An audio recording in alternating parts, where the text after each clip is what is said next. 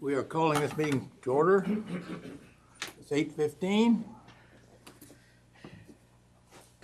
The first item on the agenda is the invocation, and Rose Bradshaw will lead us in that, and then we'll have the Pledge of Allegiance. So let's all stand right now and stay standing for the pledge.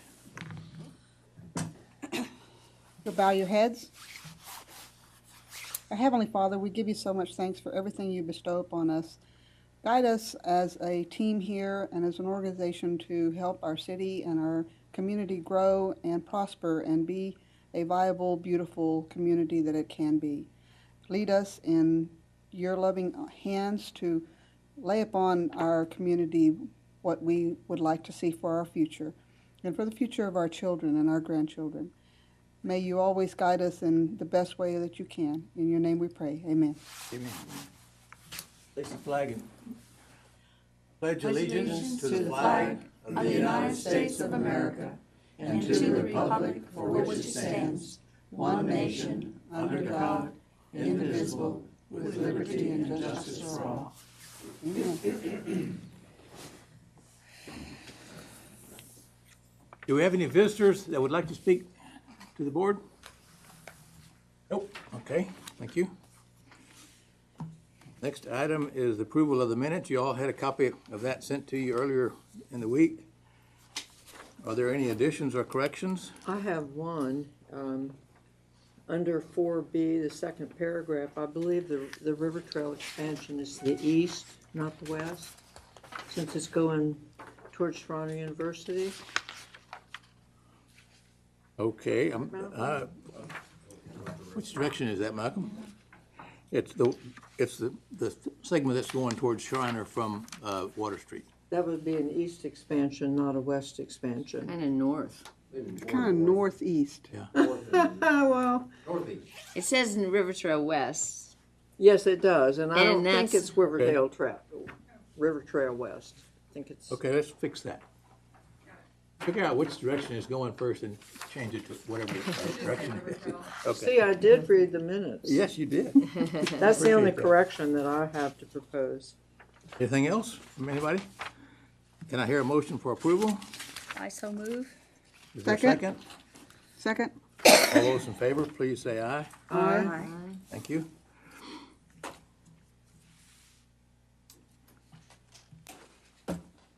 Okay, Ashley, are you up now for the presentations? Yes, sir. Okay. Okay. Well, we have a couple of board members that will be rolling off of our board because they are maxed on their term limits. And we just wanted to recognize these folks and to express our gratitude and thanks for all of your hard work. We have some people that have been, like Diane, have been on and off the board for a while, goes off, terms out, and comes back on. So we just want to thank you guys for everything and putting up with us and for helping us with our events and everything that you do. So if I could get y'all to Bedford, Diane, and Jim and John are not here, but if y'all could come down to the front, I'd like to present you with some plaques and take your picture. Go get your picture.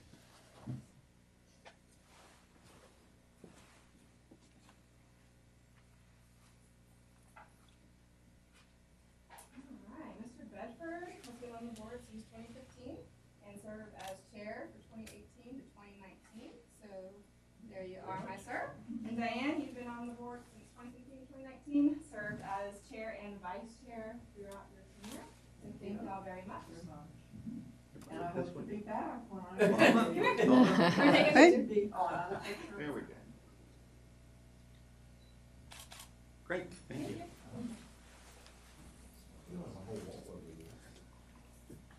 Can you see now?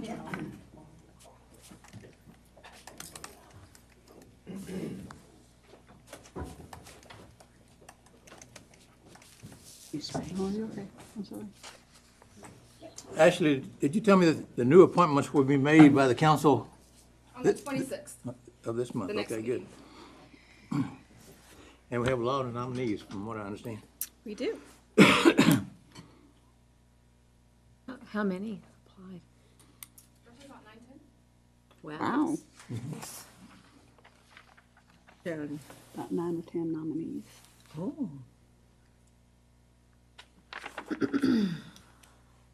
Actually, no, I'm looking at the, I'm sorry, this is the updated one here. Yes, and Mr. Chair, we are going to defer item 4A. DBAT could not be here this morning. I will give an update on number of tournaments and teams and activities in my director's report, but we will look at scheduling possibly a special meeting in a couple of weeks or maybe next month to bring DBAT in to talk about their successes and their update and a couple of items that they'd like to request for project improvements. Okay, scratch 4A. Malcolm, you want to talk to us about the recommendations for the I will. Parkland dedication ordinance? Good to see you again. Hopefully today we can get through with the recommendations on the Parks and Recreation oversight, board's oversight and review of the park dedication ordinance.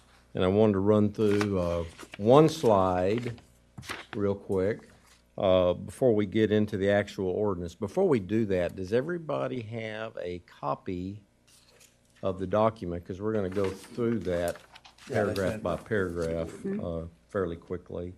Let me just kind of give you the highlights of what we're looking to do. As you have patiently seen over the last several months, we're looking to amend an ordinance that was originally established in 1987 as part of the subdivision ordinance, but its last revision was in 1991. Now think about that. 1991 was the last time this ordinance was looked at. The big issue with that is in the ordinance, which is not normal normally, but it establishes the rates to be charged. Well, when it's in an ordinance and it gets memorialized that way, it's a lot harder to change than if it was like in the operating budget. Because of that, and because the ordinance hadn't been looked at in so long, those rates are the same. So we're dealing with almost 30-year-old rates. And not only has inflation affected that, but also just think about real estate prices since 1991. That's the big kicker.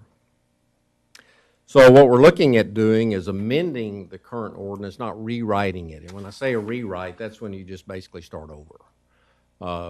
What we're looking at is just taking the current ordinance and tweaking it so that it makes a little more sense in today's world, but also gets updated on things like fees. These will be then included in the subdivision ordinance that are being rewritten fairly quickly, starting sometime this spring, so we can get this ahead of that. So these can then be dovetailed into the subdivision ordinance revisions. There could be some changes to the park dedication from the various committees and park or a planning commission review or council review of the subdivision ordinance, but if we do, we'll bring those back to you. In regard to what we're doing, the big picture items, we're looking to still keep fees in lieu of land. And I don't know if you recall what that means, but that means that the developer or the builder, depending on what type of construction it is, will pay a fee rather than giving real estate for parkland. Kerrville has plenty of parkland. It's still the case today. So the first priority is we want to make sure we get fees to go toward developing that parkland to serve subdivisions as opposed to them giving the city more parkland. So the preference still is to collect fees in lieu as opposed to land dedication. And then also in the ordinance, which we're not recommending to change because it's a very good number, is if there is parkland dedicated and the city has the right to accept or reject any request for parkland, then they would dedicate 1 acre per 42 units. That's a good number. When you look at state averages, that's about in the middle. That's not bad. So we're not recommending any changes to that.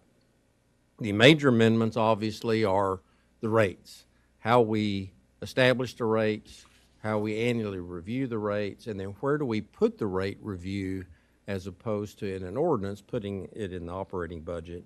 And then lastly, the next biggest change is we've got way too many categories, and they seem to be kind of counterproductive to what and who needs parks. Small lots pay different than, or small units pay different than big units, apartments pay different than single family.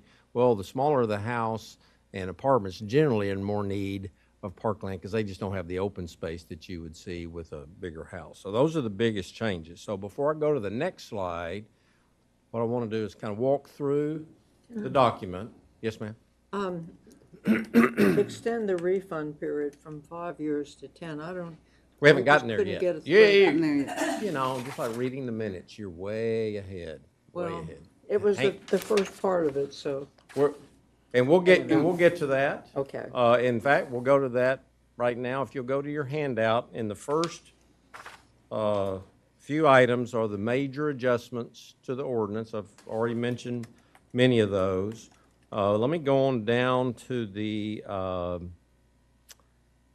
some of the middle part of the top notes. If you look, we're looking to remove nursing homes, which is, I don't even know if that's the right terminology today with all the assisted living and independent living and all the different terminologies associated with elder care. But our feeling is nursing homes should not be exempted. We had a pretty interesting conversation about that internally a couple of weeks ago.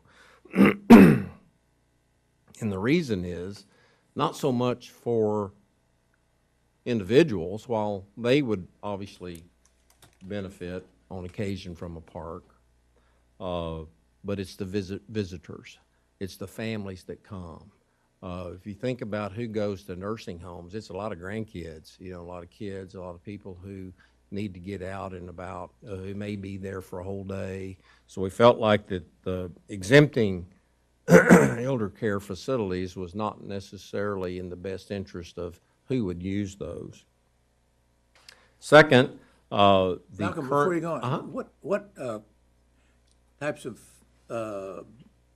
other businesses like that are exempt? That's the only. That's That's the only one? specific residentially zoned property that is exempt. Okay. And not even sure, Drew, if nursing homes are zoned residential. They may be a commercial category now.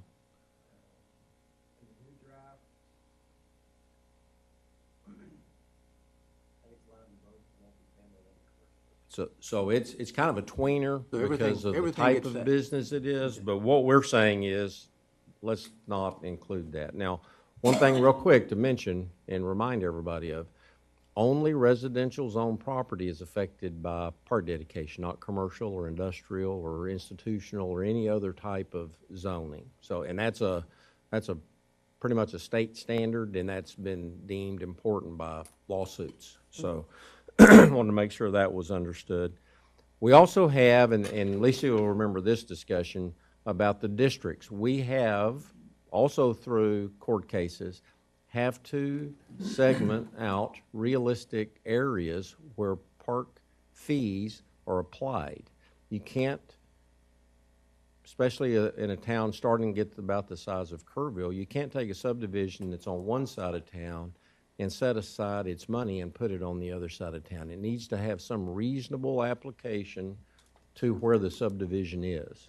So the district concept, we're rewording that some, but the idea of having districts is smart. Highway 16 is the dividing point.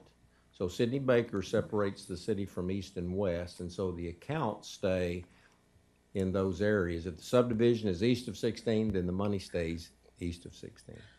Malcolm, what if you have a large commercial area that's been operating as a commercial area and it ceases to be commercial and then housing takes over? Is it we look at that again? Yes, and it would be applies? rezoned. Okay, And then whenever it's platted or building permit, and we'll go through how we're gonna do that. But yes, whenever it changes use, it would get rezoned. What if it's residential and switches to commercial, is there any refund of that? There would Money? only be a refund if it follows the refund policy, which is in the ordinance. Okay. You've So- already thought of that. Huh? You've already thought of that. The refund period, that's good timing on this. Diane mentioned that we're looking to extend that from 5 years to 10 years, and I'll go through that when we get into that part of the ordinance. And then we have several just wording adjustments, just little things here and there to tweak. I want to go through each paragraph that has some change to it, not spend a huge amount of time on that, but I want to talk a little bit about areas where we have made adjustments, and I'll start just on page 1, section 1, that very first paragraph of practice. The intention of the preambles on these things are to lay the groundwork as to why we're even doing this. And in the case of park dedication in Kerrville, it gave reference to parks and open space. And our intention is not to be dealing with open space. That's a separate total land use definition. And what we're concentrating this ordinance on is parks. We're trying to give subdivisions usable park space. We're not trying to set aside open space, because then that could create a series of land types that you really couldn't use for parkland. So we're separating that out and not having open space in the definition. If you go to the second page under section 2, we're clarifying in the first paragraph that this also affects our extraterritorial jurisdiction. Let's go ETJ, that's a lot easier for me. And keep that on an equal footing with properties within the city limit. Think about what an ETJ is. It's a legal right of cities. As they get larger, their ETJ expands. It gets bigger and bigger, half mile, 1 mile, 2 mile, 5 mile. The idea is that it gives cities the right to control development right on the fringes of the city, because eventually it will be annexed and it'll be part of the city. So it's to be ahead of the curve on subdivisions that are developed.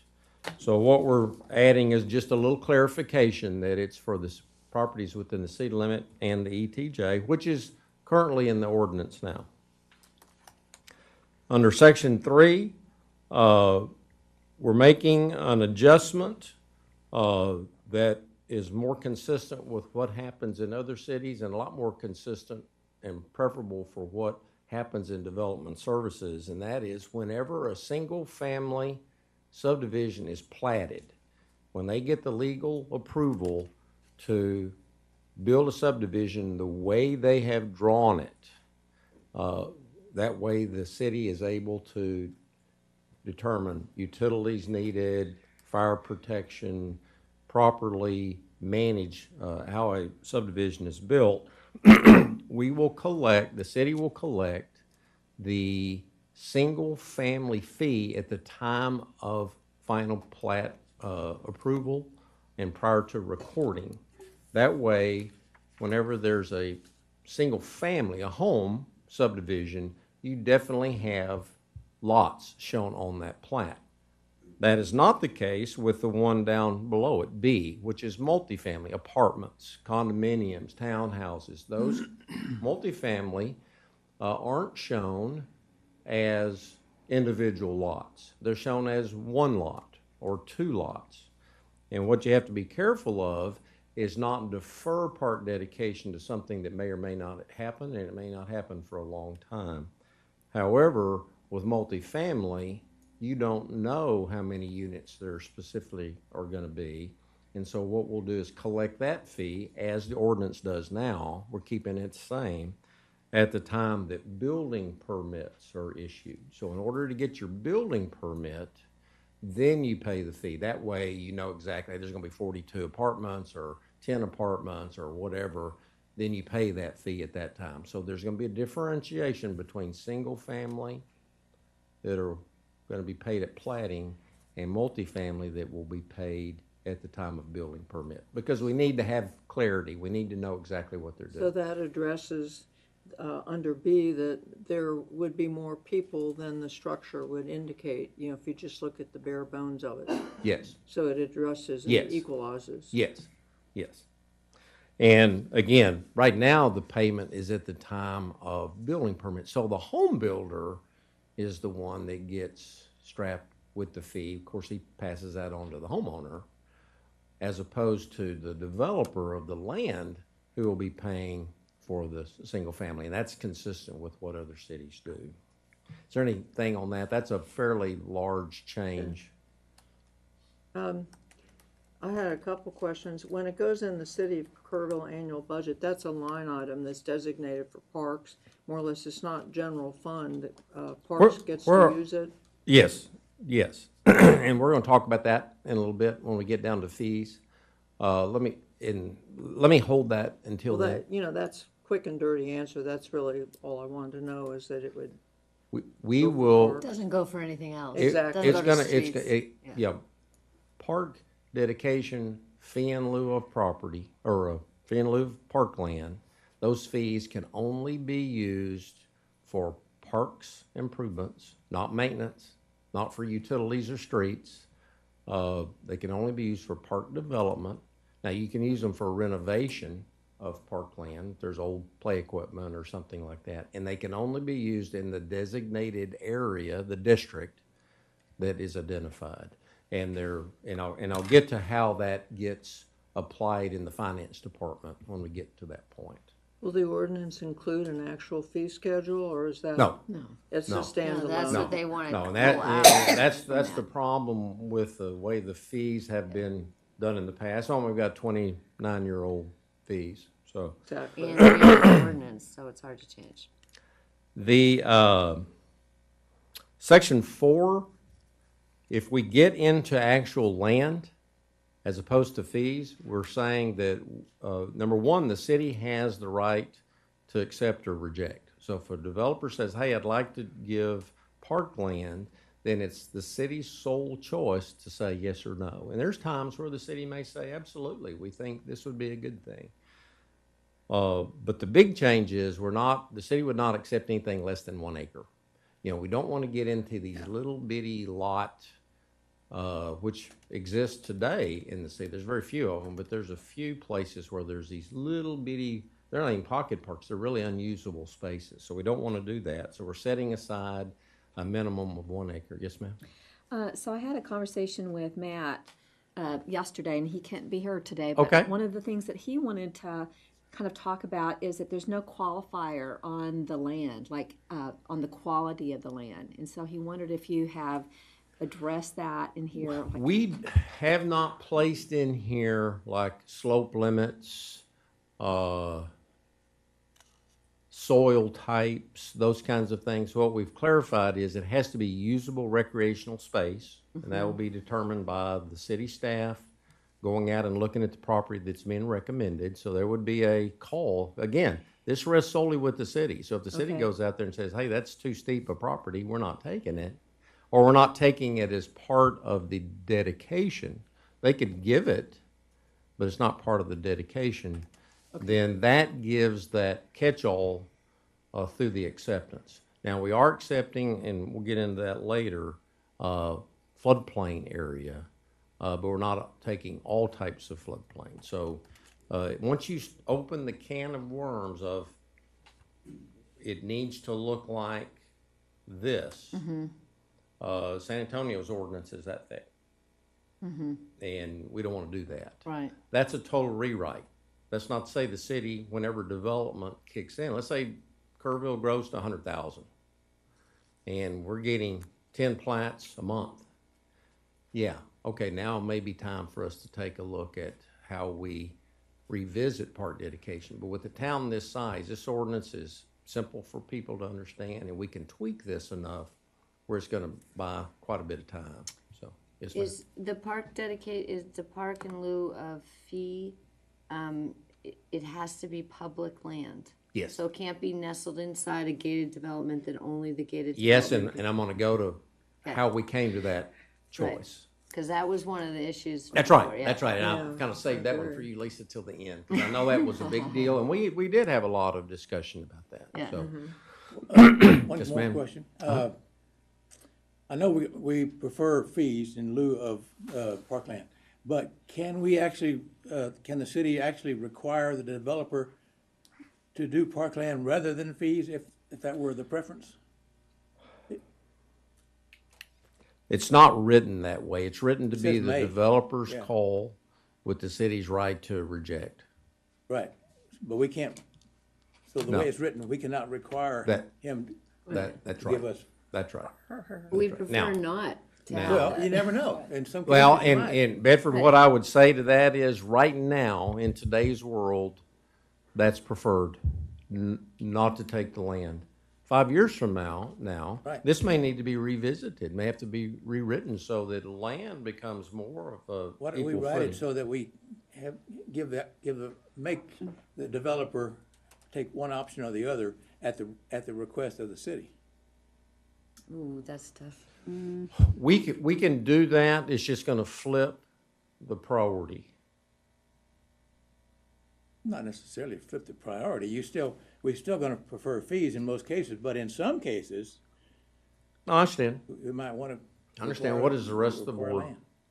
Well, How do y'all isn't feel it about it? flexible now, the way it's worded? No, That it's you not. It says- prefer, but it doesn't In lieu mean of you paying have to. parkland dedication fees per May. lot, a developer may offer to dedicate to the city, blah, blah, blah, blah, blah. So what you're saying, yeah, what you're saying is that you want the city to look at every single development and say, we would rather have fee from you and land from you. Yes. Well, It's- it's kind of it's- like that already because the city has the option No. to he's- accept or unaccept. No, because it's optional for Developer the always has the right to say, I developer. wanna pay fees. Yeah, it's not, so in It other would words, not- if there's an ideal piece of property on the Well, river and the city what about- says, what- we wanna have a piece of that for park, and the developer says, no, I'm gonna give you a fee. What about this? Rather than wording it so that it's a little bit vague or arbitrary or not sure as to what's the priority, why don't we add another B, C, D, whatever, that says, in certain circumstances, the city may desire to have parkland dedicated in said subdivision, and then we're going to have to put when that timing is. Now, it's going to have to be done at the time of preliminary plat discussion. We can't wait on that. So we can add something like that Okay, and give I think it that'd be just good. as a kind of a separate, its own little separate placeholder. So if something unique does come up, Like on the river, yeah, Maybe. I could see where we could do that. I think that'd be safe to The do. way I read it, there's flexibility now. Has Mike looked at this, I'm sure, the city attorney? No, Because the way it reads to me, the city retains the right to to accept. reject, to accept or To reject, accept but or it's the reject. subdivider's, read A, the read right A. to reject. A developer may offer to dedicate to the city. that's what he wants to change. No, I think we leave that. Yeah, Yeah, we'll leave that. I mean, Add you just want- we add just another put- paragraph, yeah. We just put down, maybe as a new C between B and C, a uniqueness statement that in certain circumstances, blah, blah, blah. And it may be something like along the river. There would be something that makes it stand out. Well, you might ask Mike then. I mean. Oh, well, I the mean, Mike yeah. issue is. But the way it is, it may leave Yeah. the decision to the city, which is what it's all No, about. no, it doesn't say No, that at all. No. The city, basically, the city has the right to reject. But Right, not but the it- right to. but not the right Require. to ask. Are y'all okay with a unique Yeah. circumstance? Because, like, for instance, if we have a river trail plan Yeah. that's going and we're already funded and this and that, and a new landowner That- purchased the property and We now can they, word this so that it is strictly a That's a special, great example. a special situation. Right. But Malcolm, I think we also need to be very careful that we don't make it so restrictive that somebody, they buy 40 acres on the river and we decide as a city, we'd like the center part to be a park, It, or you can't I build think there at what all. the idea, well, the way I'm seeing this new language is, we want to have the right to throw this on the table for discussion. We want to be able to talk to you about the right that the city may want to Right. see something somewhere, and then you work that out in the preliminary plat process. Okay. It's not going to be, hey, we're going to take your best property Yeah. for parkland. If I'm a builder, I might go, Yeah, excuse me. yeah. But we also don't want to take the back 40 that can't be used for Right. anything. Right. Well, it Yeah, already that's says why that the we open, that's why the open space part of this was Yeah. excluded. I'm good with that. Is everybody okay with that? Okay. can. Okay. And I just want to clarify that if the city rejects the land, then the builder has to pay the fee. That's correct. Okay. That's correct. Go down to D. Well, okay, how about I'm sorry. you use the word cash a couple places in lieu of fees. It is fees. Like in B and C, both you say payment of cash, Yeah, we don't want a Payment of fee. promissory note. fees. It's a fee though. It's a fee. But Yeah. should it be fee? Yes, it'd be a Okay. check primarily. It's like they would But they handle want it other- payment in cash. They don't want a promissory note or anything. Well, They're not it's- a promise of fee. It's a fee. Everything we're referring to, this whole section is fees. That's correct. Right. So change it to fees. But what, Well, we don't, no, we it's don't, not we a want- it's requirement of form- It's a fee. form of fee payment. It would be in the form of a cash or, That's what he's Cash talking about. Okay. yeah. It's not any kind of It's not a deferred- requirement of payment of fees. It's not a deferred contract, it's not a Cash. Money, hard money. MOU, it's not a IOU, it's not any of those. If you want to move on to the next step, Yeah. cut us a check. You've got to deal with this then, because Yeah. you may never see it or have the opportunity. These folks could sell, they go bankrupt. I mean, there's all kinds of issues associated with development that you have to deal with it at the time of approval or prior to.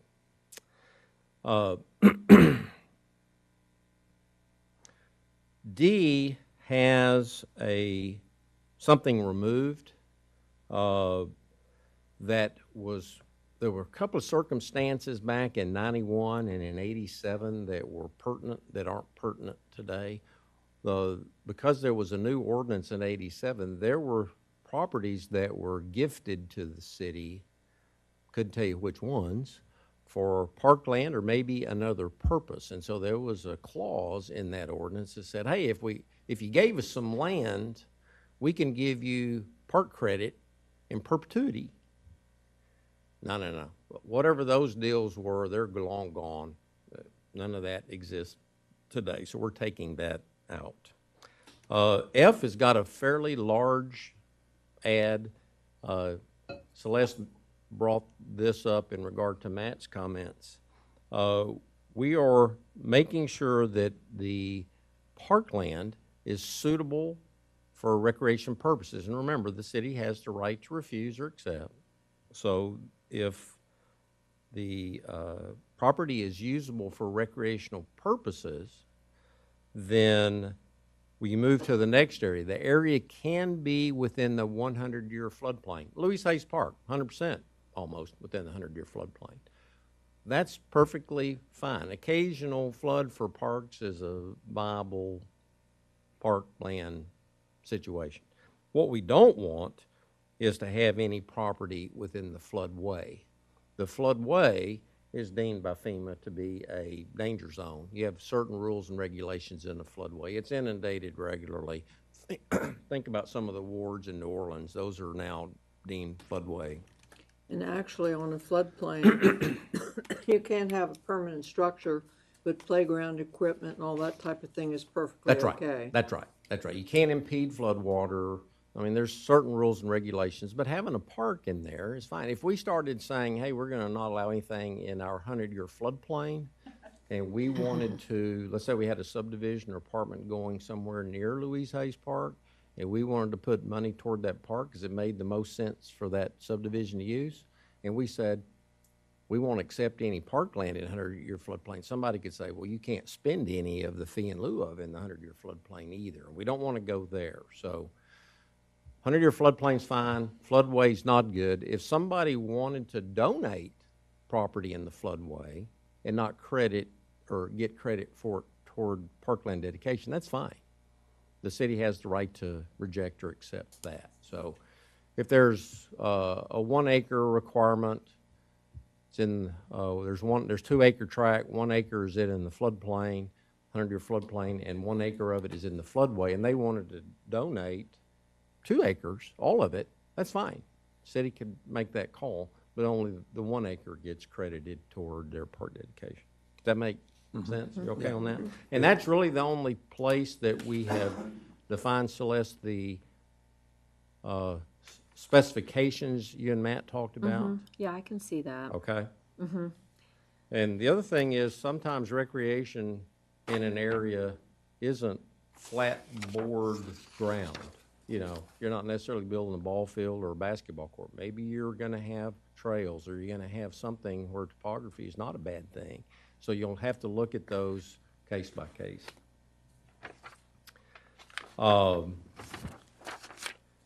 Most of the first half of, or number 5, is just a few little rewordings for clarification on when platting and all occurs and when you pay.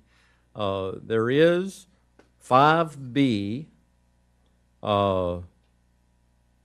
If some subdivision is in the hopper, you know, it's already initiated preliminary plat review, and there are steps that have been taken with the city, then they are grandfathered.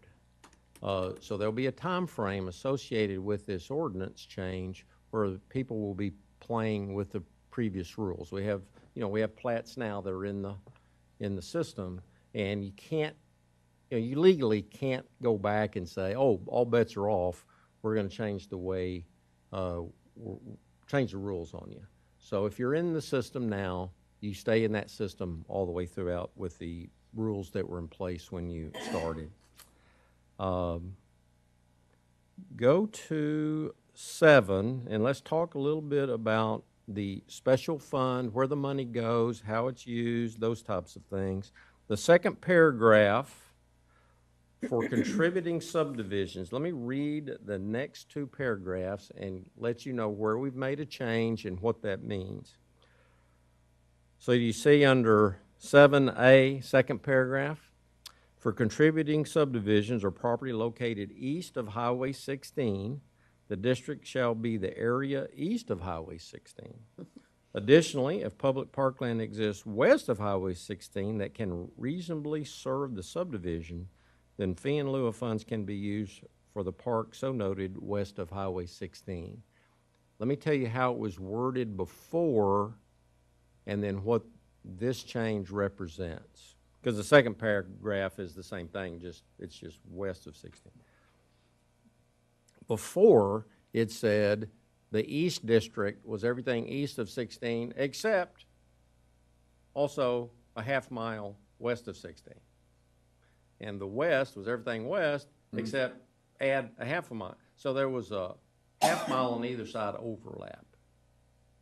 Well, what if it's 0.6 miles, 0.7 miles, and it's the most reasonably close place for that subdivision park to be. So instead of having the arbitrary, we're going to draw a half a mile dotted line on either side of 16, if there's a reasonableness clause to this that says, hey, the nearest place may be west of 16 if it's east, but it may be a mile, maybe 3/4 of a mile, maybe 6/10 of a mile, not exactly 1/2 a mile. And we don't want to get, thing about ordinances is if anybody challenges these, they challenge specifics. And if you end up challenging a specific, wait a minute, you went 5.1 or 0.51 miles for land dedicated, I want all the money back. And those are the little nuances in ordinances you don't want to create. So we felt it was better to say, hey, what's reasonable here? And that's what that will be. But primarily the districts are Highway 16 east and west. Does that make sense to everybody? Mm-hmm. Okay. All right. B, and Diane mentioned this, we're looking to amend the right for, actually it's the expenditure of the money and the right to request a refund. Right now, the ordinance says that these dollars are, so you know, in the finance department, there's a separate Parks and Recreation Parks Dedication Fund. And in that fund, it tracks all the subdivision payments and when they were made, and then whether or not they're East District or West District. So they're itemized. The key is there's a date on each one of those entries. So if Billy Bob Developer dedicates or pays $6,000 for parkland dedication somewhere around Legion Street, it's going to go into East District, and it's going to have a date on it, and the specific amount is listed. That then is on the clock. Right now, that clock is a 5-year clock. Yeah, that's not right. We're looking to bump that to a 10-year clock, but it's no particular reason other than what the heck. Because the method of refund, and this is consistent with other cities, most of these things in this ordinance have been tested in other court cases for years and years, and we had a lot of conversation about that in previous park board meetings. But the only way to get the refund is for there to be the current property owners have to apply, and they have 1 year from the date, in this case 10 years, to request a refund. So if subdivision A in Legion Street area paid $5,000, the developer paid $5,000, well, they in turn, as property owners, paid the $5,000 because their lots and built house were higher because of that. They have, in this case, a 10-year period to come back, get mobilized, and request a refund that would be prorated based on the number of lots and all that. The reality of it is, I know of no place in Texas, even though these are in every ordinance, I know of no place in Texas where anybody has ever done this. And it's a bit onerous anyway. Now you got to huddle up you got to have, first off, everybody that lives there has got to have knowledge of this, which, who's going to know about this? Second, they've got to have the willingness to band together prior to the 10-year period and submit a request to the city within 1 year of that 10-year period to get their money back. The third thing is the city's not going to spend the money. The city's looking for money all the time to do projects. So the reality of it is it's probably it's a CYA section of this ordinance. Would the request be based on there not having been a park developed? Would that be the only reason that they could ask for a refund? Yes, that's 95% of it. Yes, that is correct. That is correct. So if we do improvements on any park and there's money in the fund, do we use that first? We would use the oldest money in the fund first to the nearest reasonable park space. Yes, sir. Okay. But And this one could be one of those where, because a lot of the committees and the planning commission, these are folks that build subdivisions, and they may say, I don't know, I like the 5-year. But the idea is, let's give ourselves a little bit more time. It could be 7 years, it could be a number, but the number selected was 10. 5 being felt to be a little bit. And isn't there situations where you're kind of squirreling money a little bit for a bigger That's right. development? Rather than spending $5,000 at the time, can we pool from several subdivisions to get Right. $150,000? And do something big? Do something nice Yeah. in a park. Yes, that's correct.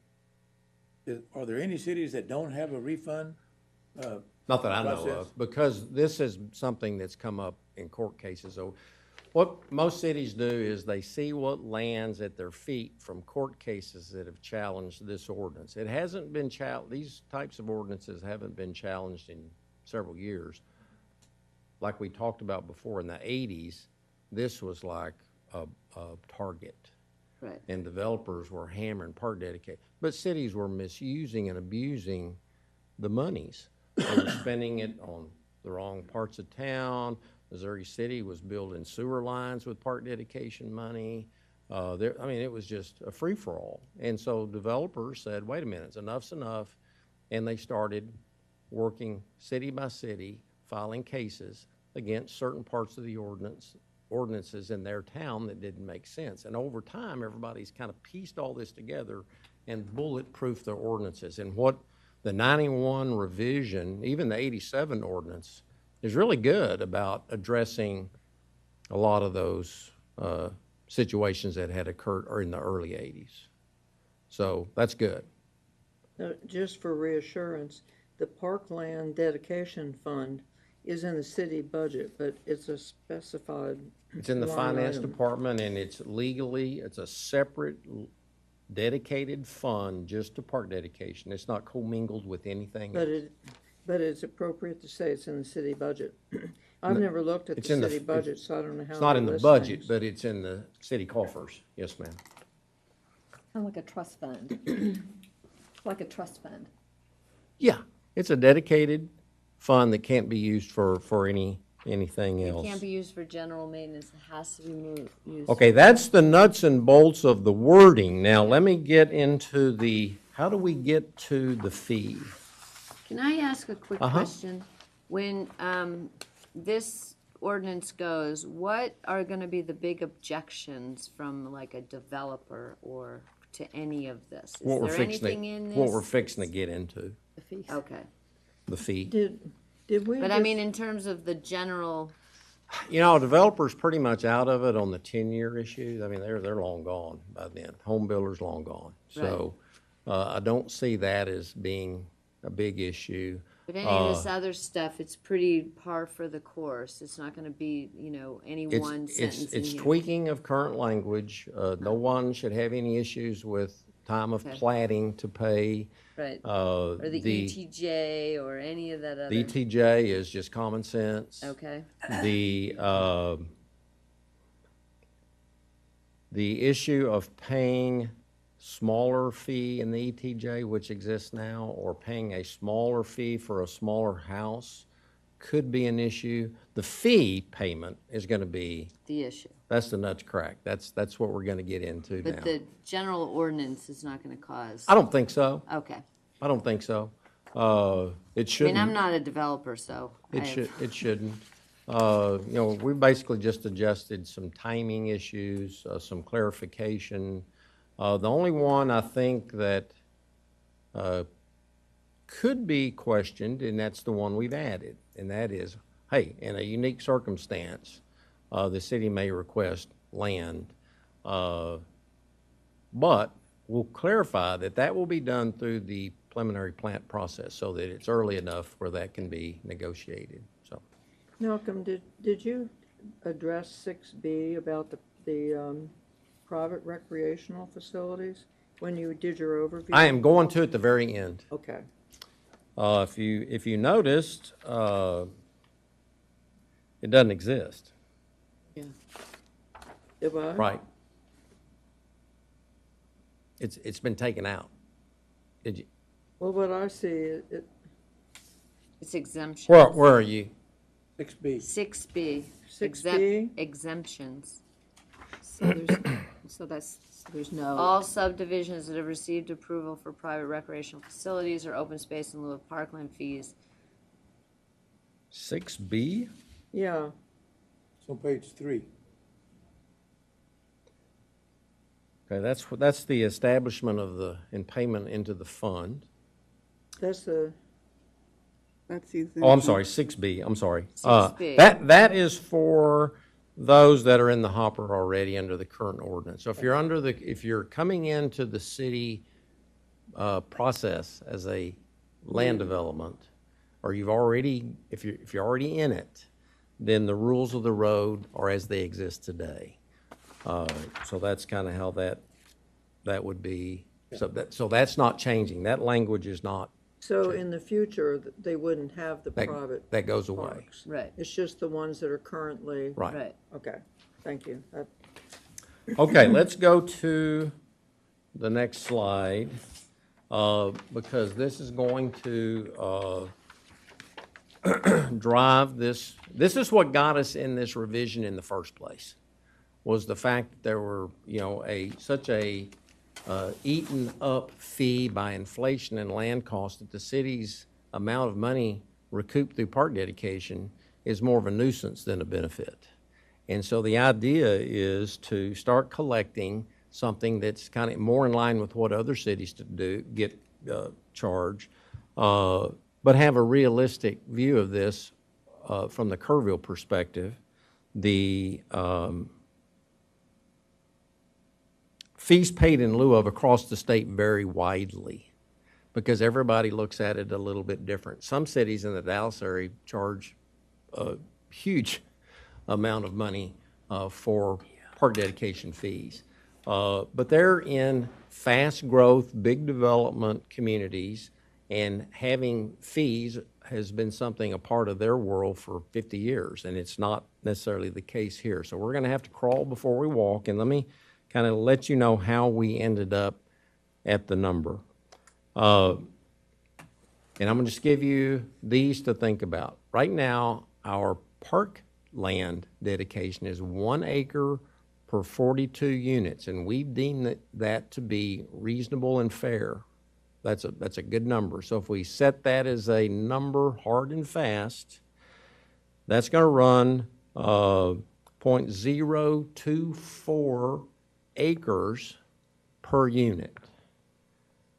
So that's 24 hundredths of an acre per unit. If you look at the median cost, and this one I want to explain because we have to establish a template, a formula in the operating budget that can be repeated year after year after year. We don't want to come up with a formula that we look at to establish these fees that's all over the map. We want to establish something that works. So working with the GIS coordinator, we've established, first off, that KCAD records are the only legal, fair real estate defining tool that exists. While they may be undervalued, I think most people would agree they're undervalued, it's all we have. Because the alternative is we've got to make people bring in sales receipts. There's got to be appraisals done. I mean, this thing gets totally out of whack. So if we just use KCAD, which is already on record as our establishment of the fee, that's rule number 2. The third thing we wanted to do is GIS was able to pull up every residential lot in Kerrville. And believe me, the fees that KCAD shows is it's All over the board. all over the place. So what we did is we decided, I mean, there was some acres, $10. There were some acres, $2.5 million. Neither one of those are true, but there's several Outliers. discrepancies like that. So what we did, and I want to make sure you kind of go with this, we wanted to make sure that we came up with something that we could repeat. So what we did is we went in, and what we're trying to find is some kind of middle ground for what's an acre of real estate in this town worth. What's one number that averages out everything? What we did is we went in and we said, okay, any lot or any acre value of less than $10,000, chunk it. We're throwing out the highs and the lows. Then we said, okay, is there any acreage that's valued by KCAD that's worth more than $200,000? Chunk it, because now we're dealing with a boundary where we would actually go in and buy some land. We're not gonna go buy a $500,000 an acre property. Plus, we don't know if KCAD doesn't have mistakes in there. I mean, think about that. Where in this town would there be a $2 million acre value? Not just for the land, just for the land. There's no improvements in this. This is just the land. So if we throw out what we assume to be undervalued or mistakes in KCAD and we concentrate on 10,000 to 200,000, and then we run, there was 2,000 properties left. Once we did that, and once we run the numbers, the median that comes in on that is $53,000. And that's about what I would have thrown it. I would have thought between 50 and 60,000 was probably an average. So we're confident that's a good number. And we're also confident we can repeat this drill every year in the budget process. And the idea is this needs to not be looked at every 28 to 30 years. This needs to be looked at every year. Now, it may not be changed every year, but GIS has come up with a formula that can be replicated annually. So that's good. So we can look at the fee we establish on an annual basis. Okay, now go below the line. This is where we now have to decide the process in which we select a fee. The current rate charged high side, this is for a big house in Kerrville, is $250 a unit. Statewide average is about $1,200 to, between $1,000 and $1,500 is probably the average. If we take $53,000 an acre in value, and we divide that by 42, which is the number we've agreed makes sense for land dedication, then it comes out to $1,275,000 a unit. And the thing about that is that puts us in about the middle road of statewide average on park dedication. That's a good number. I'm confident that that's a fair number to get to, not to start with, but to get to. We can't, from standpoint of sticker shock in dealing with developers and home builders and homeowners that are having to pay this, go from $250 to $1,275 in one step. That's just not sellable. That's just not a government process that you could swallow. So what we're looking at is to ramp up to that number over a period of years. And we're thinking that possibly we start off and recommend a $700 per unit first year in the budget. $850, $1,000, just grow this thing up so that we're building a callus as opposed to getting blisters here. And so I think the thing that we'll have to establish is how do we defend that $1,275, and we would do that in the operating budget through a formula, and then how do we establish that first year number? Because if that it is a little bit, but it's also got to be a reasonable jump. If somebody says, okay, well, let's go to $300, we'll never get there. right. You'll never, ever get there. So you need to take off a bite of the apple that's big enough. And basically, these guys, there's been a good deal up till now in Kerrville. Because we got a lot of great parks. I can't argue that. Okay. There's no reason to have park dedication unless you're getting realism associated with it. Right. Having rules to have rules is not what government needs to do. You have rules because you're trying to do something worthwhile. And we can't do anything worthwhile at $200, $250 a unit. I mean, some of the small housing is $100. I mean, it takes longer to fill out the paperwork than to get some of these things done. Yes, ma'am? Well, are you on the like on a subdivision that's houses, is it still the same rate per unit? Because if you took that. If what now? Repeat that? So I see the 42 units has to do with, that could be houses or apartments? Yes. What let me go. You have 42 and I know you don't units. have this, but I'm going to read to you the current fees charged in the ordinance. And they pay at the building permit process, not at platting. If the unit is less than 1,000 feet, you pay In 1991, you pay $125. So think about that. You've got a small house, probably on a small lot, or an apartment. The reality of it is, who needs parks more than that? I mean, they're probably on a tiny little lot or live in an apartment and they have no recreational outlet. So that argument of having a small house it's not based on need. Yeah. I'm going to grow this because there are stair-stepping in fees. The highest is if a house is more than 2,000 square feet, and my guess is that's the majority of houses built today, or at least a couple thousand feet, you pay $225.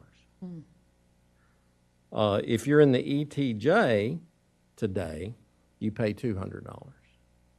And we're saying, get rid of all that. If you've got a single-family house going in on a lot that's platted, you pay the number.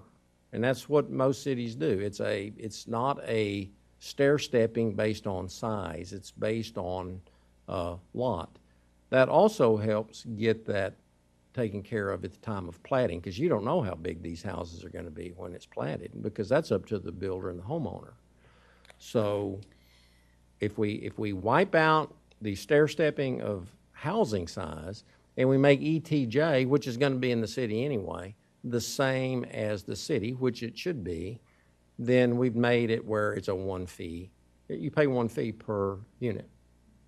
Which I guess is confusing to me, because if you have typically 4 homes per acre versus That's kind of an average if you look at. 42, like in an apartment building. So the homeowner, if you took 53,571 divided by 4, that's 13,000, 13,400. No, you're going per No. acre. Per acre. Per acre, The idea not per of- unit. If you look below I know, on but this there'd only be sheet, the slide, if 4 you look units in below that acre. park dedication amount, average for residential lots per acre, that's just that just to let you know. What It's an just a average number. is. It's not in the math formula. It's just there to let you know. Right, but I'm on just saying, like average- like an apartment, basically it would be paying the $1,275 per unit for this little small apartment, Correct, right? correct. And somebody with a really large house is still paying Yes, that $1,275, that is correct. even though. That is correct. Okay, so you're. But that little apartment could have 100 people that live there and virtually no land for the kids to play. No, she's got a good point. Right. And The- it's per unit. If It's not you're, per- yeah, it's that's the way not the per ordinance is apartment today. It's per unit. So, Devil's advocate question, though, is if we have low-income housing, that $1,275 per unit could be a hardship. The high-end housing, that's a bargain for them. Would there be here's, exceptions for low income, or? here's are we where a trying to lot of keep the it- exceptions and special developments get taken care of. They have planned unit development, separate contract agreements, development agreements with the city. They have private parks that may be agreed to. But no more private parks, we said, Well, no, in the no, future. wait, no, because take Comanche Trace, that's a good example. Comanche Trace came into the city in a development agreement. Everything was laid out. There was no debate about ordinances. It's all laid out in a contract, sign it, done. There wasn't a park dedication requirement because they were putting in private parks. There wasn't certain things associated with streets and utilities and all the things that you would normally see under ordinances, because all of that was written in a development agreement. If there is a low-income housing project, the reality of it is it's probably going to have some special circumstances that may warrant a development agreement or some kind of special instrument that makes certain plating requirements a little different, bends some things based on what they want to do. They have some tax abatement associated with it. There's all kinds of things that can happen with when you start getting into lower income housing or larger developments that want to do something special. Those typically don't come into the city solely with existing ordinances. They're looked at in development agreements so that they can get the things that they need all sewed up in one agreement. So, and I was gonna mention that when we talked about private parks. We're not excluding the allowance of private parks, but you're gonna have to have some kind of special development agreement or separate instrument that the city agrees to on those. And that's allowable today. I mean, that's not anything that, and all cities do that, so. Of course, if you have a private park, then you don't have to pay the park fee. But on the other hand, there's nothing Right. that says the people who've been excluded from paying that fee aren't using the public parks too. It just seems, Well, It's- but the idea is that they're, in regard to private parks, they're building something out of their own pocket. We're just not giving them credit for it. But but If- they're still using the public parks well, without. and if they come to the city as, not in a development agreement that addresses park dedication, they gotta pay the fee. So, they get a private park, plus you gotta pay the fee. So,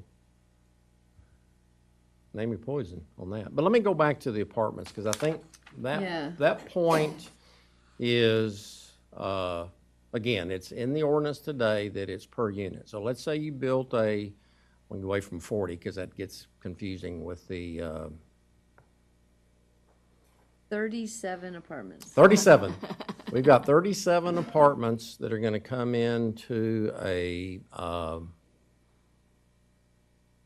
into the city. They're going to pay at the time of building permit, and they're going to pay, let's say, $700.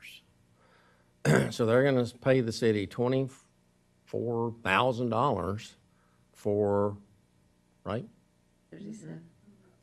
300? Let's just do 30 times 700. Yeah, so use 30. Yeah. That's fine. 30.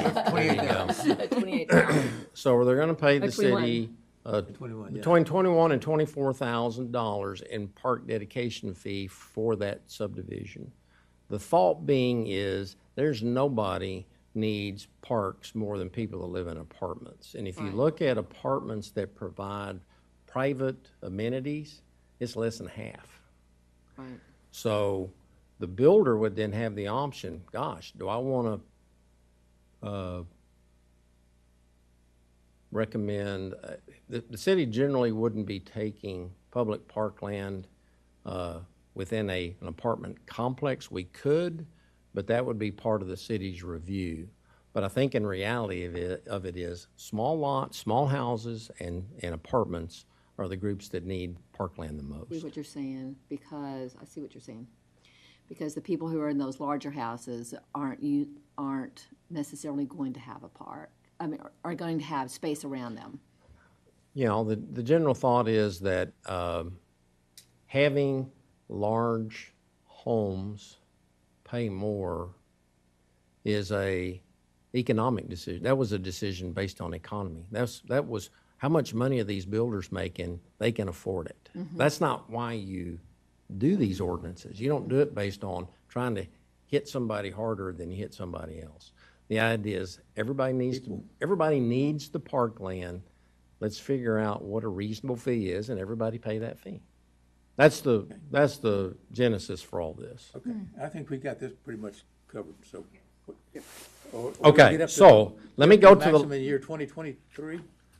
well, It's however the gonna city, keep going. however the city decides, remember the number, the 1275 You're gonna go is up. gonna, eventually At some the point, idea yeah. is we're gonna try to catch up. Let me go to the last sheet of the, oh, I've got it, never mind, hang on. Let me talk a little bit about what this isn't. This isn't a comprehensive rewrite, like we had mentioned, and there is no private park credit. We had discussion about that at the last board meeting about, well, as I mentioned it, I said, having private parks is a good thing. It waives the burden of maintenance, development and maintenance away from the city.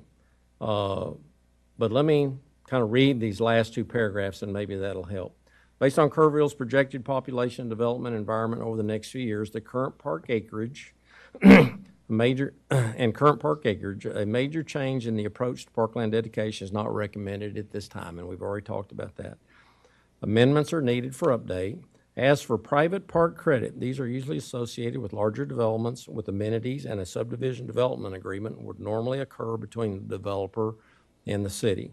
Any private park development and/or credit should be included in these agreements, as opposed to the parkland dedication ordinance, to ensure perpetual compliance. One of the things that you run into, let me give you some horror stories in cities I've worked in.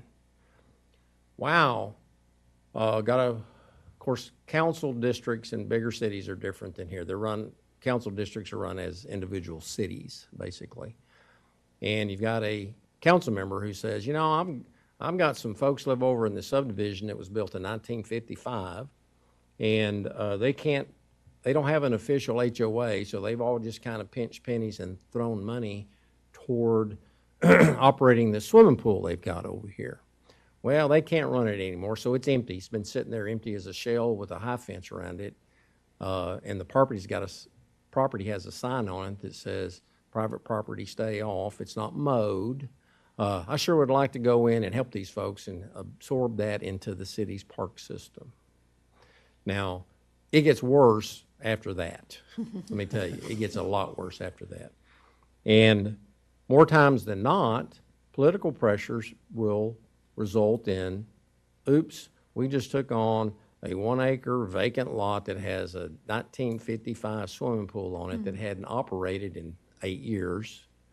And so we've got to close it. What do we do with it? We've got demo costs, we've got maintenance costs, we've got property ownership, transfer, blah, blah, blah, blah, blah. And a development agreement for a private park, that runs in perpetuity. There's no ifs, ands, or buts about somebody moonwalking on you later. The problem with private parks that are part of a park dedication ordinance is, what if a homeowners group, who the burden is going to rest with, bellies up? What if they say, we can't do it anymore? They'll come back and say, well, wait a minute, this was accredited in park dedication, and then you start a whole litany of legal wrangling that you have to deal with. So I think it's best at this time not to get into accepting or crediting private park dedication, because those can be done, as they have in this town at other times, through a special separate development agreement for that subdivision. That's what we're recommending, and that's what we think makes the most sense at this time. It doesn't exclude or preclude somebody from doing it, but it's just not going to be part of this ordinance. Does that seem logical? Yes. Yeah, that's very logical. Okay. Okay. I know we talked about, in fact, I mentioned it. I said, hey, I think this is something we need to look at. But after looking at it, it's probably not, there's not enough development in Kerrville that's begging for this at this time. Now, later, that might happen. So anyway, that's the deal. And right now, I've got one change to make, right? And that's on the special circumstance with the city wanting parkland. We'll put in there the timing associated with that, run that by city staff, shoot that out to you. But what I would hope for today is you can make a recommendation and vote on it with that one amendment to this. I so move. Second. It's been moved and seconded that we accept the recommendation by Malcolm with the one addition. All those in favor, please say aye. Aye. Aye. All those opposed? Done. Thank you very much. Thank you, Malcolm. Thanks, Good work. Malcolm.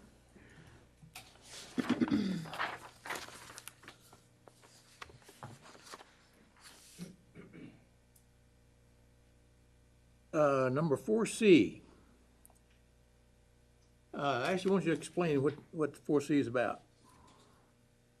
Sure. This item was put on the agenda as per request of the board last meeting. And in your packets, if you will turn, I think, to the last page, it looks like this has our major events and kind of gives you an idea of what staff is requesting and needing at these events. And then I'll explain that for a minute, and then I'll turn it over to Celeste. So essentially, we have our major events listed here. Get Outdoors Day, Riverfest, which is going to be a new event for us this year. the car show, family fright night, and holiday lighted parade.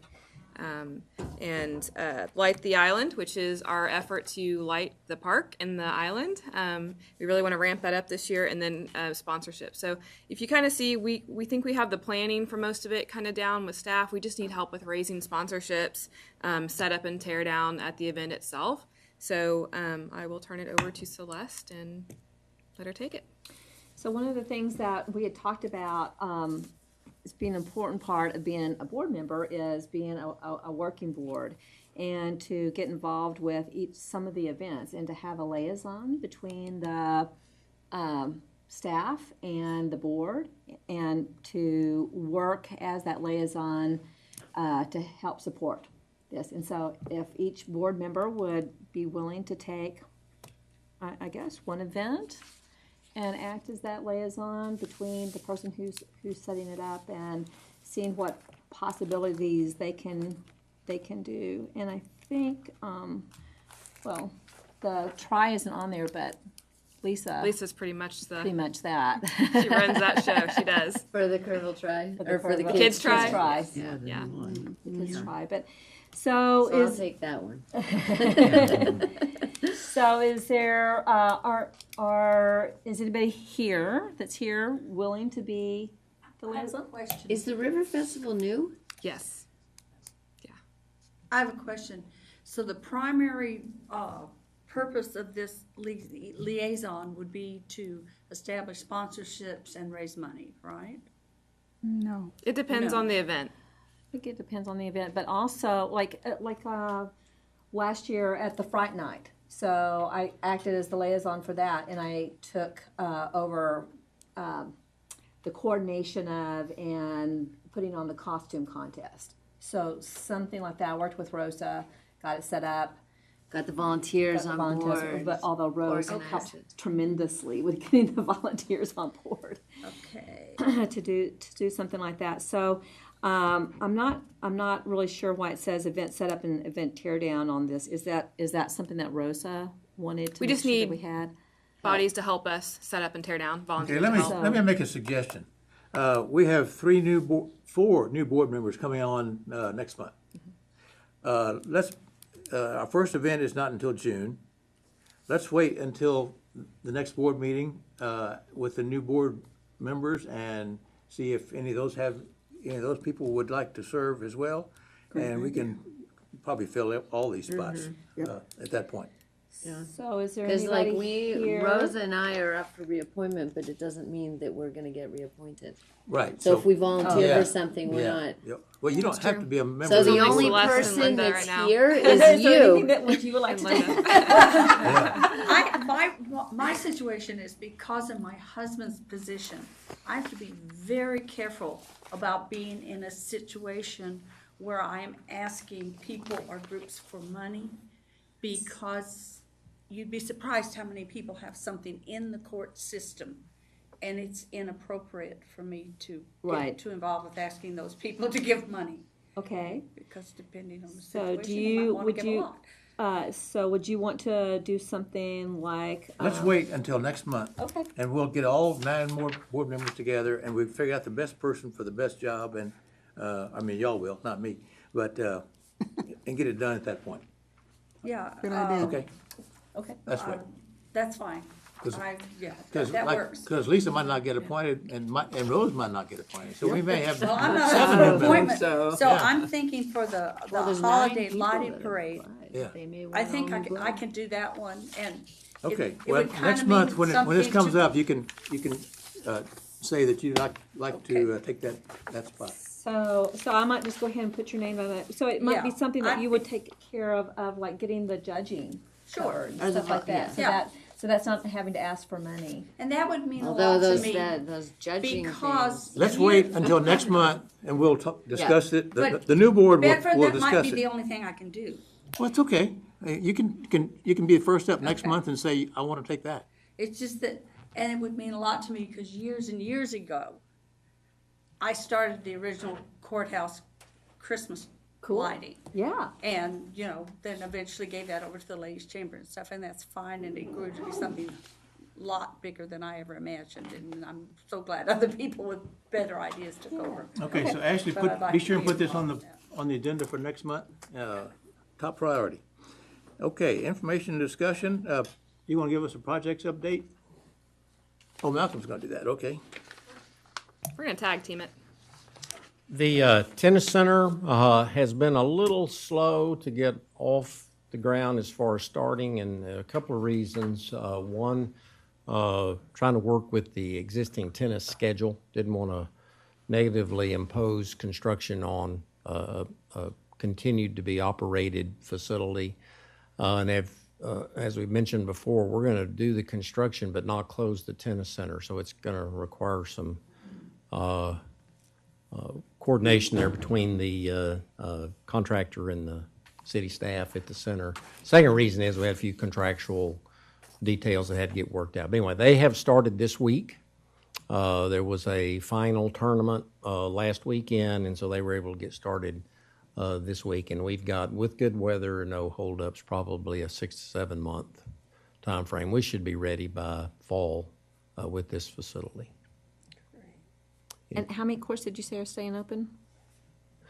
There are going to be 8 courts at one time or the other. We're trying to keep open. There may be a time frame when we only have 4 available, but the tennis pro is fully aware of that, and he's going to make his schedule adjustments and what's available based on when it's available. So, but the contractor is going to be very conscientious about that. Will this include the improvements to the Cover? office? To Yeah. the- No, not the cover, but The office? Yes, yeah, sir. the office. Yes, sir. Yeah. The office is going to be revamped to not only upgrade, but also get ADA in there, IT connections, those types of things. So, Okay. anything else on that one? The River Trail extension to Shriner, we've had numerous meetings in regard to who's doing what. The funding agreement with Shriner is that they are doing some things associated with the project to make it over and beyond what the city is doing. So they are building a perimeter granite jogging, walking trail around the campus. That's a requirement in the agreement. They are building a restroom near the river trailhead that the city is going to build, so that's a good thing. And then they're also providing $50,000 cash toward the city's project. So those are 3 requirements, basically with financial or construction that they have to do, and they are working on all 3 of those as we speak. The other thing they have to do is make the trail and trailhead accessible by the general public. So the public's going to be able to access the campus, which you can now, but over time, you don't know if that's going to stay that way. But the public during daylight hours for trail access will be able to get to this trailhead. We are about 20% through with survey and design. We have a general routing plan already with that. There's some unique features in this segment. We've got a little pond area. We've got some topography challenges. We've rousted out a few homeless folks. But there's, for only a mile-plus project, there's some interesting aspects to this that will make this an interesting segment to the trail. Did you have to pay any money for any easements? Not yet. Not yet.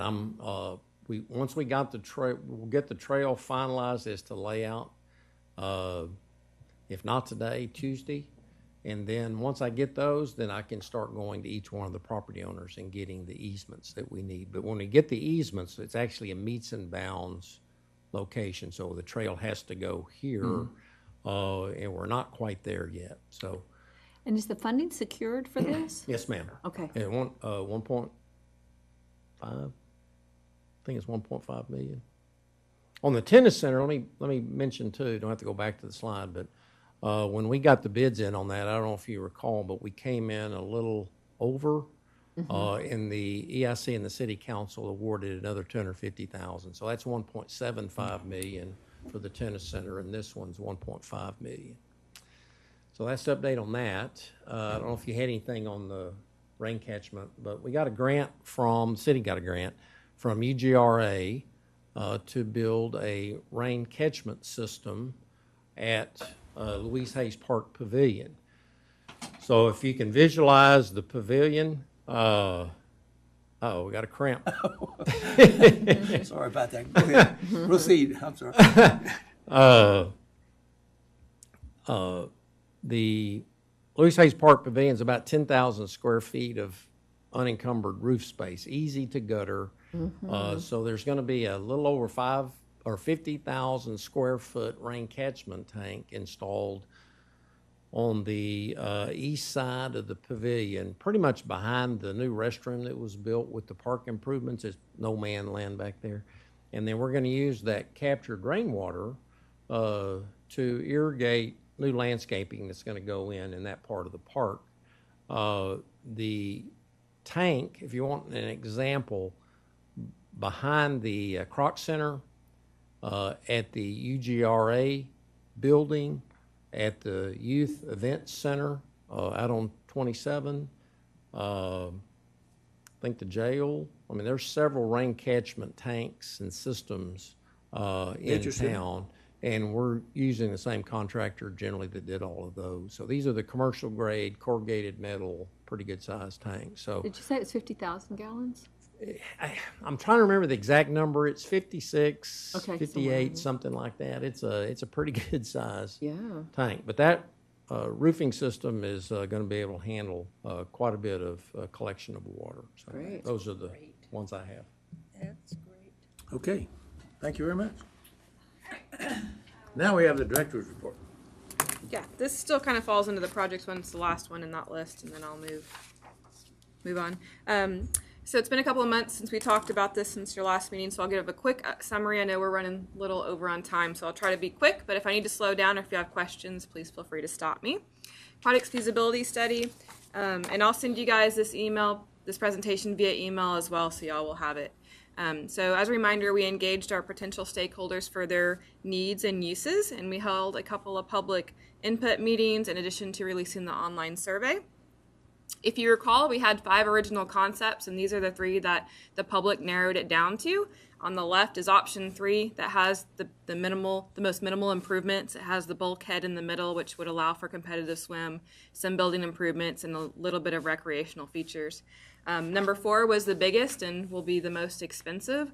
That would be the natatorium, which is an indoor pool, and then major improvements for expanded recreational features.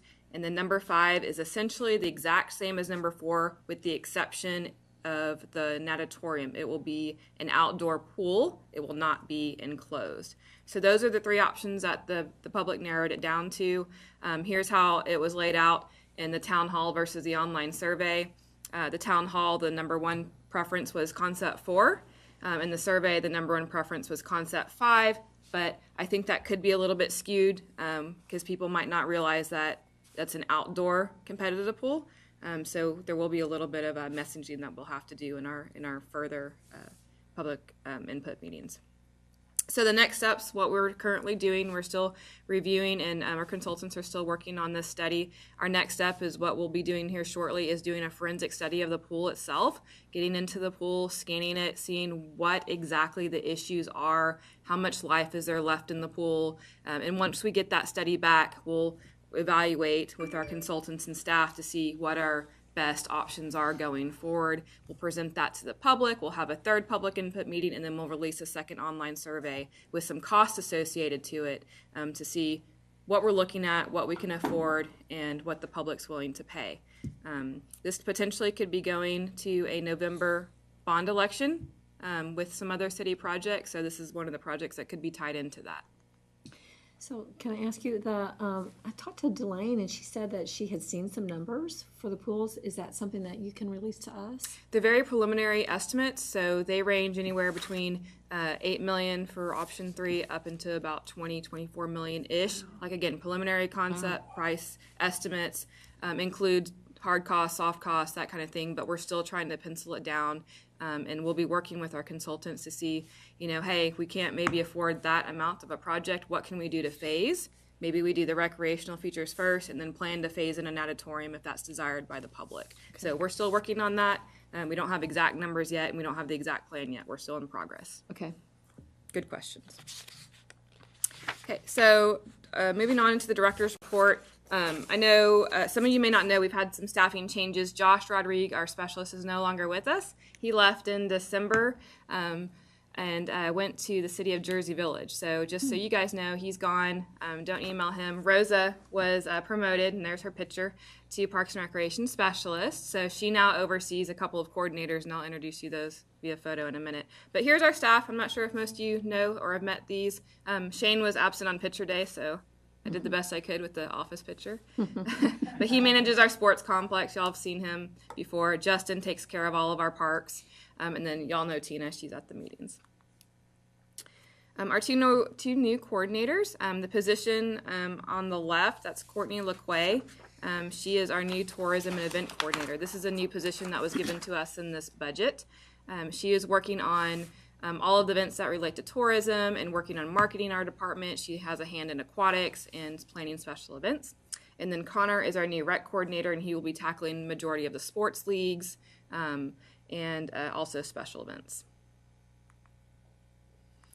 Okay, as I mentioned, DBAC could not be here, but I wanted to kind of give an update on just general usage of the sports complex. We have soccer that's starting their spring season up this month in March. We have 3 organizations that use it on a regular basis. We have a tournament scheduled for April. This will be the second soccer tournament for the sports complex. ASA, if you recall, at the last meeting had a tournament in December, and they had about 50 teams, and the park, if y'all recall from the picture, was packed with cars and people, and it was a great tournament. So they loved it so much they want to come back and continue to come back and hold their tournaments at the complex. And then for the summer season, we have our recreational soccer league, which we'll host at the complex. So DBAT activities, in 2018, they had 593 total tournament teams. 56% of those were softball, 44% were baseball. In 2019, they have already have 109 teams to date compared to 22 teams last year, and their goal is to have 1,000 teams for the year 2019. Can you send us these statistics? Yes, I will send you the PowerPoint presentation. Programming, what they do during the week, they have the fields are available for rental. They have co-ed leagues, they have a men's softball leagues, they have a senior leagues that play there, Kerrville Little League plays, and then there's some select teams that come in just to practice and rent the fields for the complex itself. Was the rent supposed to kick in next year in 2020? So the way the lease is written, it's the 2 years. I know it's phased. The 2 years are free. I mean, yeah. Right. But it's 2 years of no rent. 2 years of no rent, and then after that, it's performance-based. So to trigger that number to pay rent, they have to have less than 400 teams. So if they perform as they did in 2018, they won't be paying rent. Right. Besides the small percentage of concession stands. So as you can see, here's a snapshot of their tournament schedules. They have everything basically booked out throughout the summer. Again, not all of these are guaranteed to make, but this is their schedule, and they've been pretty successful so far. So they're getting after it. Okay, update on our projects at the sports complex that you guys have been working hard on to approve. Again, the left column is all of the things that have been completed. I showed y'all pictures of those last time, so I'm not going to waste your time and show you those again. I'll just show you the stuff that we're working on now on the right side. So in progress, the irrigation, common area irrigation, the turf dugouts will be scheduled, and irrigation's in progress, and the monument sign. So this is something that we're looking at based on pricing coming back. We're looking at doing this in-house as an off-season project. We think that we can tackle this. This is something that we might do after the summer's over when we have a little bit of a downtime. Common area irrigation is in progress. Pod 1 is in progress. Pod 2 and Pod 3 have already been completed. So as you can see here, they're working around Pod 1 around the DBAT building. Landscaping, 23 trees have been planted to date between both sides of the complex. Trees are a great part of the park system, and we're continuing to, do what we can. We have to be logistic with planting of them. We don't want a bunch of leaves all over the fields and have to manage that. But we do recognize there's a benefit and the need for shade. You know what types of trees? I do. So there's a combination between Bradford pears, live oaks, crepe myrtles, and the chickapine oak. I'm not sure I pronounced that correctly. Chinkapin oak? Yes. Looking at go back one, looking at that, I don't see any sign of irrigation ditch. Was it installed there in front of Yes. the building? It Yeah, was? irrigation has been installed. Okay.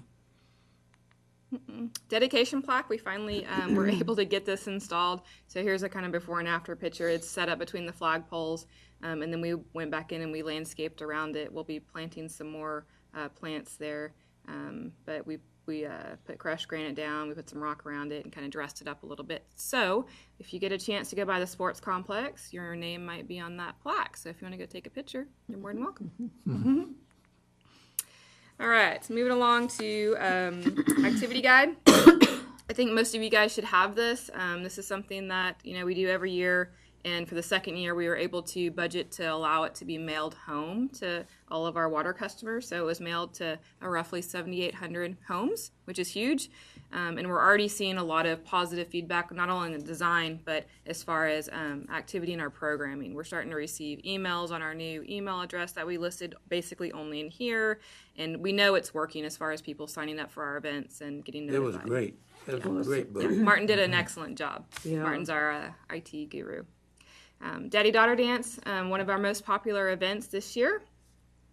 It was held February 16th. We sold 550 tickets, which was an increase of 50 from last year. And if you recall, we began in 2009 with 200 tickets sold at the Dietert Center. And we got so big the last couple of years that we moved over to the Youth Event Center so we could sell more tickets. And then new this year, we offered the opportunity to have reserved tables. So people, if they knew they wanted to sit with certain folks, they could have that opportunity to pay a little bit extra fee and do that. Just a couple of pictures from the event. Just kind of showing the setup.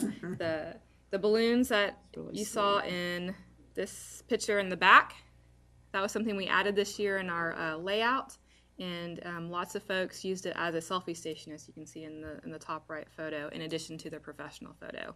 Who does all the setup for that? Staff does. We do.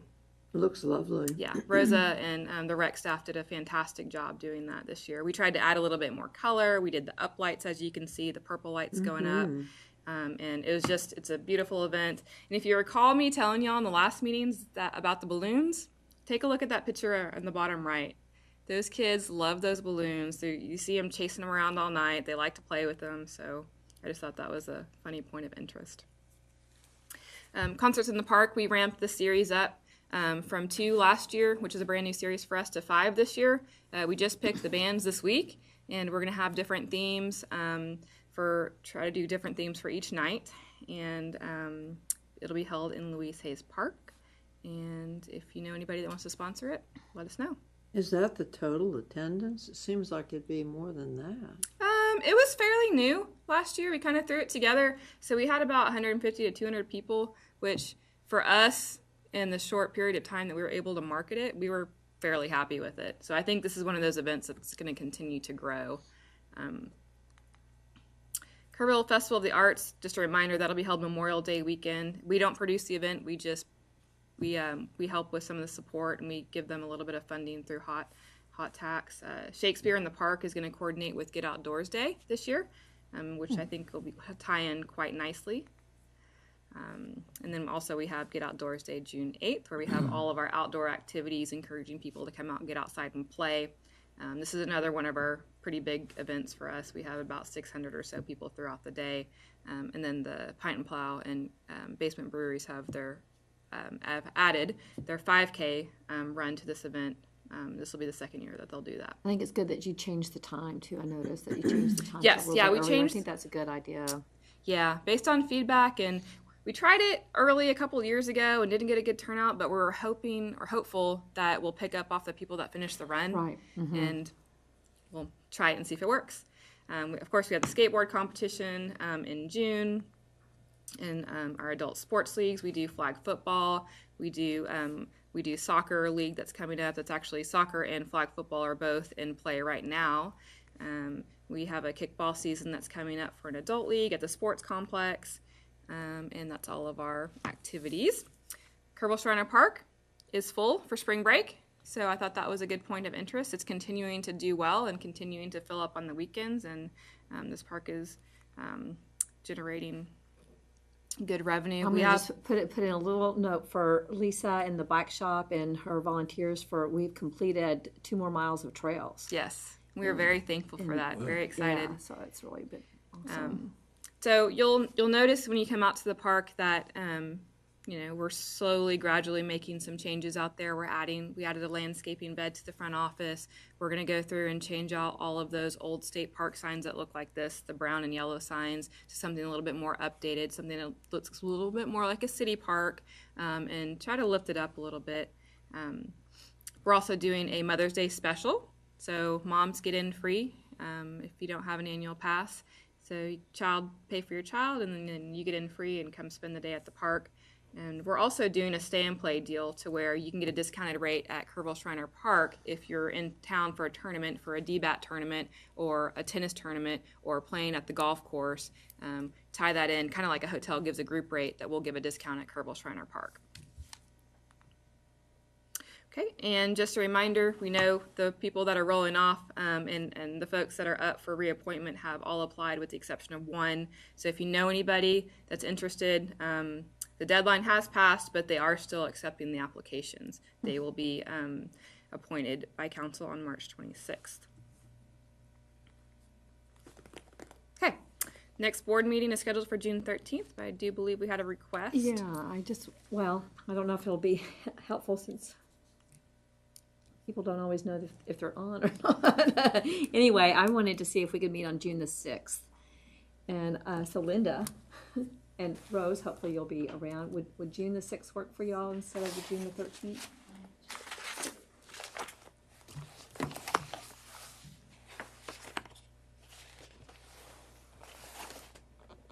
June the 6th works for me.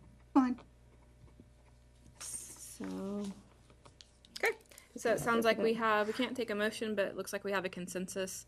And then we'll have the new board members rolling on as well. We'll put them through an orientation and revisit the meeting schedule. So thank you for everything that y'all do. Diane and Bedford, we'll miss you.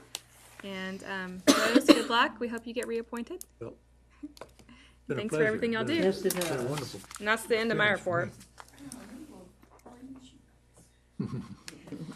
Okay, good job, Ash, thank you. Any other items that we need to discuss? Hearing none, I will accept the motion for adjournment. I move that we be adjourned. Can we adjourn without a quorum? We do? Okay. Yeah. Okay. Yes, motion's made and seconded. All those in favor of adjournment, please say aye. Aye. We are adjourned. Thank you very much.